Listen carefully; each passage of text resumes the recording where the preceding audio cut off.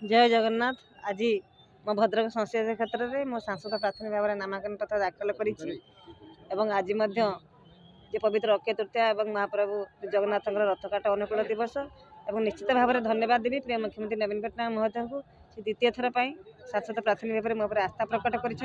भद्रक भली एक गुरुत्वपूर्ण संसदीय क्षेत्र में जड़े महिला को द्वितीय थर भाव में प्रार्थनी करने एत सहज कथा नुहे।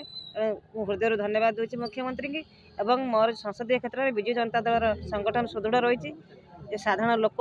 प्रिय मुख्यमंत्री सांगे अच्छा विजु जनता दल आगामी दिन में मो संसदीय क्षेत्र में विपुल मात्रा समर्थन लाभ करने संगे संगे संसदीय क्षेत्र समस्त विधायक विजय लाभ करेंगे। मुझे सांसद भाव में विगत 5 वर्ष आपण मैंने जानी